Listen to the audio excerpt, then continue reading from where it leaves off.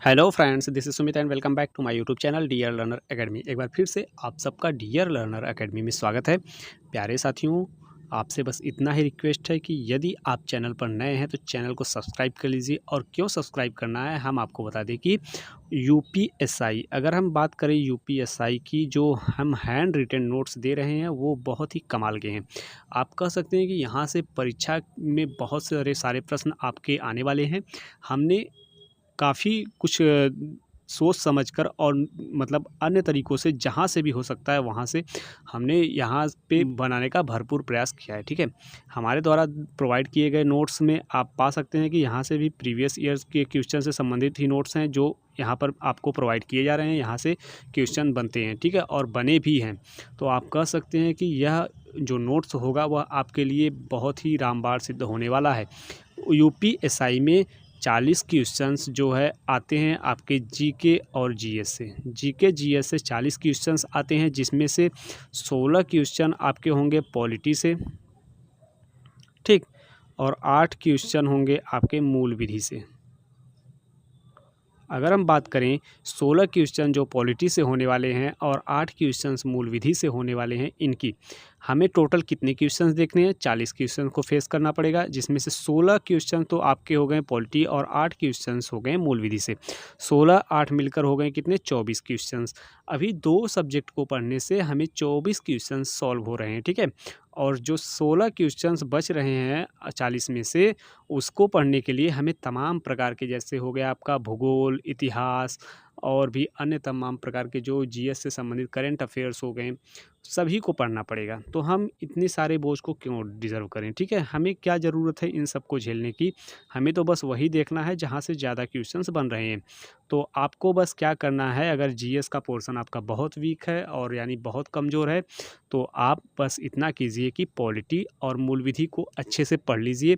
और हम कहेंगे आपको पढ़ने के साथ साथ इसके नोट्स भी तैयार करने हैं। हैंड अपने हाथों से जब तक आप लिख कर नहीं पढ़ेंगे तब तक कुछ होने वाला नहीं है। तो आपसे बस इतनी ही गुजारिश है कि आप अगर वीडियो को देख रहे हैं तो उसके साथ साथ आप नोट्स भी बनाते चलिए और बार बार रिपीट करिए। यदि आपको याद नहीं हो रहा है तो आप लिख कर याद करिए। जितनी बार आप प्रैक्टिस करेंगे लिखने की, उतनी ही ज़्यादा आपको तैयारी होती रहेगी, ठीक है, उतने ही ज़्यादा आपको याद होते रहेंगे। तो चलिए बिना किसी देरी के स्टार्ट करते हैं। आज होने वाला है हमारा यूपीएसआई में पॉलिटी का पहला दिन, ठीक। और हम चाहते हैं कि इस दिन को आप बहुत ही अच्छे तरीके से मतलब पढ़ें और अपने डाउट्स को भी हमें मैसेज करें, ठीक है। आप अपने डाउट्स को हमें कमेंट बॉक्स में पूछ सकते हैं। हम आपको पूरा सपोर्ट करेंगे आपके डाउट्स को दूर करने के लिए। तो चलिए बिना किसी देरी के हम स्टार्ट करते हैं। आज का टॉपिक है हमारा पॉलिटी, ठीक। पॉलिटी में हम क्या पढ़ने वाले हैं? संविधान निर्माण के लिए संविधान सभा की मांग कैसे हुई थी, हमको ये बात पढ़नी है। क्या पढ़नी है? संविधान निर्माण के लिए संविधान सभा की जो मांग हुई थी वह कैसे हुई थी, यानी कहाँ से प्रारंभ हुई थी। तो इसमें हम देखेंगे क्या दिया गया है कि सर्वप्रथम संविधान सभा के लिए तिलक ने 1895 ईस्वी में स्वराज विधेयक के माध्यम से किया, जो अप्रभावी रहा। मतलब संविधान सभा की मांग सबसे पहले किसने की थी? बाल गंगाधर तिलक ने 1895 में किसके द्वारा की थी? स्वराज विधेयक के माध्यम से संविधान सभा की मांग की थी, ठीक। यहाँ तक क्लियर हुआ। यदि क्वेश्चंस बन गया कि संविधान सभा की मांग सबसे पहले किसने की थी, तो आप कहेंगे क्या? तिलक जी ने, यानी बाल गंगाधर तिलक ने की थी, ठीक है। कब की थी? 1895 में स्वराज विधेयक के माध्यम से की थी, ठीक। भले ही वह अप्रभावी रहा हो, लेकिन अगर क्वेश्चन ऐसा बनेगा तो आपको सॉल्व करना होगा। इसके बाद बात करें तो इसके बाद किसने की थी? गांधी जी ने स्पष्ट शब्दों में, ठीक, गांधी जी ने स्पष्ट शब्दों में कहा कि भारतीय संविधान भारतीयों की इच्छानुसार ही होगा। और ये कब कहे थे? इन्होंने कहा था 1922 में। एक मिनट, 1922 में गांधी जी ने कहा था कि जो भारतीय संविधान होगा वह भारतीयों की इच्छा अनुसार होगा। यानी आप अंग्रेज यानी ब्रिटिश उस पर हुकूमत नहीं कर सकती, ब्रिटिश अपने हिसाब से नहीं तैयार कर सकती। जो अगर संविधान बनेगा तो वह भारतीयों के इच्छानुसार ही बनेगा। अगला पॉइंट में दिया गया है सर्वप्रथम औपचारिक रूप से। अब बात करें कि सर्वप्रथम औपचारिक रूप से एम.एन. रॉय यानी मानवेंद्र रॉय ने संविधान सभा के विचार का प्रतिपादन किया, जिसे लोकप्रिय मूर्त रूप प्रदान किया गया जवाहरलाल नेहरू द्वारा। ठीक, एम.एन. रॉय ने जो है अपना विचार औपचारिक रूप से रखा था। ठीक, जिसे मूर्त रूप किसने प्रदान किया? जवाहरलाल नेहरू ने 1936, 37 और 38 अधिवेशन में इसे मूर्त रूप प्रदान किया। ठीक, यानी उसे मूल रूप से माना। 1934 में एम.एन. रॉय ने संविधान सभा के विचार का प्रतिपादन किया था। ठीक, और कांग्रेस ने भी उसके एक साल बाद यानी कह सकते हैं कि 1935 में इसे कांग्रेस ने भी इसकी मांग की थी संविधान सभा की। ठीक, 1936, 37 और 38 के अधिवेशन में जवाहरलाल नेहरू ने एम.एन. रॉय के द्वारा विचार जो प्रदान किया गया था संविधान का, उसका जो है उसको मूर्त रूप प्रदान किया। ठीक है, उसको यानी बहुत ही दृढ़ता से लागू किया। ठीक है, तो आप कह सकते हैं कि इसको मूर्त रूप किसने प्रदान किया था? तो जवाहरलाल नेहरू ने किया था। चलिए आगे चलते हैं। अगला पॉइंट में दिया गया है कि पहली बार ब्रिटिश सरकार ने 1940 में स्वीकारा कि भारतीय संविधान स्वभावतः भारतीय ही तैयार करेंगे। यानी जब तमाम कोशिशों के बाद ब्रिटिश सरकार हार गई तो उसे मानना पड़ा कि उसे यानी भारतीयों के आगे झुकना पड़ा कि नहीं, आप अपना संविधान अपने हिसाब से तैयार कर सकते हैं। तो कब स्वीकार किए थे? 1940 में। ठीक है, स्वीकार किए थे कि संविधान जो है भारतीयों के हिसाब से ही बनेगा। उस समय भारत का वायसराय कौन था? लिनलिथगो था। ठीक, आप कह सकते हैं कि 1940 में लिनलिथगो भारत का वायसराय था।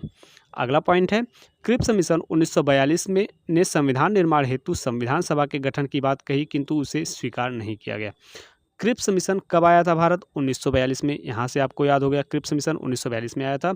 उसने संविधान निर्माण हेतु संविधान सभा के गठन की बात कही थी, किंतु उसे भारतीयों ने स्वीकार नहीं किया था, क्योंकि उन्हें पता था कि जब अगर ब्रिटिश संविधान बनाएंगे तो वह अपने हिसाब से ही उसमें कुछ ना कुछ कमियों को छोड़ देंगे, जिससे शासन वही कर सकेंगे, हमारे हाथ में केवल नाम मात्र का संविधान रह जाएगा। तो चलिए आगे चलते हैं। आगे क्या कह रहा है कि कैबिनेट मिशन भारत आगमन, जब मतलब भारत में कैबिनेट मिशन का आगमन कब हुआ था? तो आप कह सकते हैं कि 23 मार्च 1946 को भारत में कैबिनेट मिशन का आगमन हुआ। इसके अध्यक्ष थे लॉर्ड पैंथिक लॉरेंस इसके अध्यक्ष हुए, और 2 सहायक अध्यक्ष थे ए.वी. अलेक्जेंडर और स्टेफर्ड क्रिप्स। यानी इसके 3 सदस्य थे, कौन कौन से? Lord Pethick Lawrence, A.V.. Alexander और स्टेफर्ड क्रिप्स। 23 मार्च 1946 को कैबिनेट मिशन का गठन हुआ था। 23 मार्च 1946 को ये डेट आप याद रखिएगा। ये क्वेश्चंस बार बार पूछे जाते हैं कि कैबिनेट मिशन का मतलब क्या तारीख थी, कैबिनेट मिशन कब गठित किया गया था? तो 23 मार्च 1946 को बना था। इसके अध्यक्ष थे लॉर्ड पैंथिक लॉरेंस और सहायक थे ए.वी. अलेक्जेंडर और स्टेफर्ड क्रिप्स। ठीक, चलिए आगे चलते हैं। आगे थोड़ा सा एक नोट बनाकर लिख लीजिएगा आप। क्या कह रहा है कि अंतरिम सरकार का गठन कब हुआ था? तो सितंबर 1946 में अंतरिम सरकार का गठन हुआ। कार्यकारी परिषद 14 सदस्य थे इसमें, और सभापति उसमें कौन थे? Lord Mountbatten. ठीक, और उसके उपसभापति जवाहरलाल नेहरू। आप कह सकते हैं कि अंतरिम सरकार, जैसे क्वेश्चन में दे दिया गया कि अंतरिम सरकार के गठन के समय उपसभापति कौन थे, तो आप कहेंगे कौन? जवाहरलाल नेहरू थे। ठीक, और सभापति की बात करें तो लॉर्ड माउंटबेटन था। ठीक है, इतनी बात आप याद रखेंगे। चलिए आगे चलते हैं। आगे दिया गया है कि संविधान सभा के 2 कार्य। अब हमें देखना है कि संविधान सभा के 2 कार्य कौन कौन से हैं। संविधान का निर्माण करना, और जब तक संसद का गठन न हो जाए तब तक संसद के रूप में कार्य करना। यही 2 कार्य हैं किसके? संविधान सभा के। ठीक, आगे चलते हैं। संविधान सभा के सदस्य की बात की जाए तो संविधान सभा के टोटल सदस्य कितने थे, यानी पाकिस्तान के पृथक्करण के पहले? तो 389 सदस्य थे संविधान सभा में। 292 ब्रिटिश भारत के प्रांत के थे। ठीक है, 93 देशी रियासतों के थे, और 4 चीफ कमिश्नरी क्षेत्र के थे। ठीक, 4 चीफ कमिश्नरी क्षेत्र में कौन कौन से आते हैं? दिल्ली, कुर्ग हो गया आपका, दिल्ली, कुर्ग, अजमेर और बलूचिस्तान। ये 4 चीफ कमिश्नरी क्षेत्र थे जिसके मतलब संविधान सभा के सदस्य बनाए गए थे। अब बात कर लेते हैं, प्रांतों को ABC ग्रुप में विभाजित किया गया था। उस समय प्रांतों को ABC ग्रुप में विभाजित किया गया था। ए ग्रुप में कौन था? हिंदू बाहुल क्षेत्र हो गया, बी ग्रुप में मुस्लिम बाहुल क्षेत्र हो गया, और सी में बंगाल व असम को रखा गया था। ठीक है, ये ABC जो ग्रुप थे, ए में हिंदू बाहुल्य, बी में मुस्लिम बाहुल्य और सी ग्रुप में बंगाल व असम को रखा गया था। ठीक, चलिए आगे चलते हैं। अगला पॉइंट दिया गया है कि संविधान सभा के सदस्यों का निर्वाचन प्रांतीय विधानसभा के सदस्यों के द्वारा अप्रत्यक्ष रूप से किया जाना था, जबकि देशी रियासतों में प्रतिनिधियों के चयन की पद्धति परामर्श से तय की जानी थी। हमको यहाँ पर क्या दिखाई दे रहा है कि संविधान सभा के सदस्यों का निर्वाचन जो है प्रांतीय विधानसभा के सदस्यों के द्वारा अप्रत्यक्ष रूप से किया जाना था, ठीक। और जबकि देशी रियासतों में प्रतिनिधियों के चयन की पद्धति परामर्श से तय की जानी थी, मतलब जो देशी रियासतें थीं उसमें उनका मनोनयन किया जाना था और जो अन्य सदस्य थे उनको अप्रत्यक्ष रूप से निर्वाचित किया जाना था, ठीक। ये बात आपको याद रखनी होगी। आगे चलते हैं। निर्वाचन में क्रमशः 208 कांग्रेस को सदस्य सीट कितनी थी, 208 थी, और मुस्लिम लीग को 73 स्थान प्राप्त हुए थे, ठीक है। ये बात आप रखेंगे। निर्वाचन जब हुआ था तो उसमें कांग्रेस को कितनी सीटें मिली थी, 208, और मुस्लिम लीग को 73, ठीक है। आगे चलते हैं। संविधान सभा की प्रथम बैठक डॉक्टर सच्चिदानंद सिन्हा, यहाँ पर देखिए आप याद रखिएगा, डॉक्टर सच्चिदानंद सिन्हा की को अस्थायी अध्यक्ष बनाया गया था। जो संविधान सभा की प्रथम बैठक हुई थी उसमें डॉक्टर सच्चिदानंद सिन्हा को अस्थायी अध्यक्ष बनाया गया था, और दिसंबर 1946 में, जिसमें मुस्लिम लीग शामिल नहीं था। ये बैठक कब हुई थी, दिसंबर 1946 में, ठीक है। 9 दिसंबर 1946, यहाँ पर डेट आप लिख लीजिएगा। 9 दिसंबर 1946 को प्रथम बैठक हुई थी संविधान सभा की, जिसमें सच्चिदानंद सिन्हा को अस्थायी अध्यक्ष बनाया गया था, और इसका बहिष्कार किसने किया था, मुस्लिम लीग ने इसका बहिष्कार कर दिया था, ठीक। उसके बाद 11 दिसंबर 1946 का दिन आता है। उस दिन डॉक्टर राजेंद्र प्रसाद को अस्थायी अध्यक्षता मिली थी, मतलब उस दिन डॉक्टर राजेंद्र प्रसाद को अस्थायी अध्यक्ष बनाया गया था, तथा इसका मुस्लिम लीग ने भी मतलब समर्थन किया था, यानी इसमें शामिल हुए थे, ठीक है। आगे चलते हैं। आगे कह रहा है कि 26 नवंबर 1949 को 299 सदस्यों में से 284 सदस्य उपस्थित थे और उन्होंने संविधान पर हस्ताक्षर किया, आंशिक रूप से संविधान को लागू कर दिया। यानी टोटल कितने सदस्यों ने हस्ताक्षर किया था, 284 सदस्यों ने। 26 नवंबर 1949 को ही संविधान दिवस के रूप में मनाया जाता है, ठीक। इस डेट को याद रखिएगा, संविधान दिवस के रूप में मनाया जाता है। 26 नवंबर 1949 को संविधान दिवस के रूप में मनाया जाता है, और उस दिन 299 सदस्य उपस्थित थे और 284 सदस्यों ने हस्ताक्षर किए थे, ठीक। चलिए आगे चलते हैं। संविधान का निर्माण, अगर हम बात करें संविधान के निर्माण की, तो 26 नवंबर 1949 को संविधान का निर्माण हुआ था। 26 जनवरी 1950 को लागू हुआ था, और पहला हस्ताक्षर डॉक्टर राजेंद्र प्रसाद का था, ठीक। ये बात आप याद रखिएगा कि संविधान का निर्माण कब हुआ था, 26।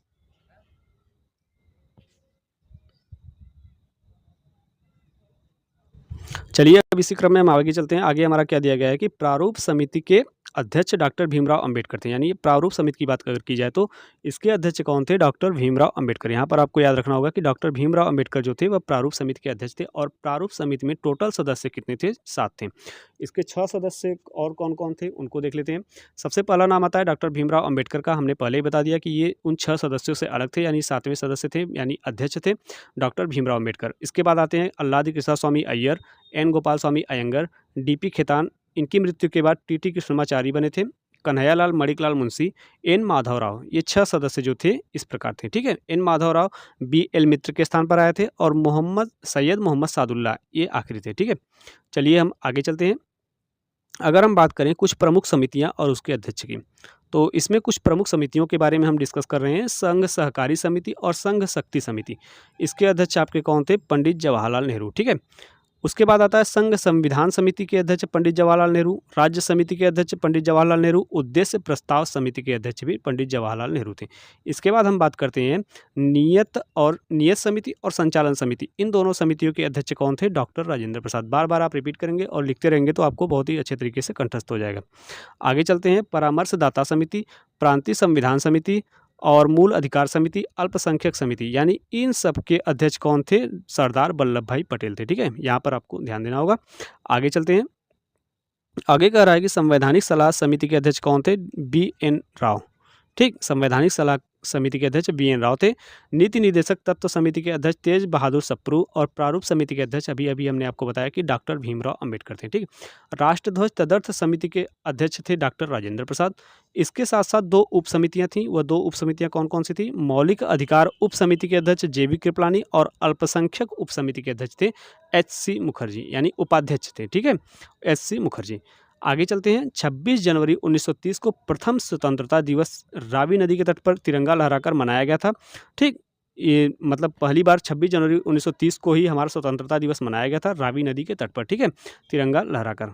आगे चलते हैं। आज के लिए बस इतना ही रहने वाला है। आज हमने आपको इसमें कुछ प्रमुख समितियों के बारे में डिस्कस किया और संविधान सभा की मांग से संबंधित कुछ नोट्स आपको दिए। ठीक है, आपको वीडियो कैसी लगी हमें कमेंट में बताइएगा, और यदि आपका कोई डाउट्स रह जा रहा है तो आप हमें कमेंट बॉक्स में पूछ सकते हैं। हमारी पूरी टीम आपका पूरा सहयोग करेगी। फिर मिलते हैं अगले दिन अगले वीडियो के साथ, तब तक के लिए धन्यवाद।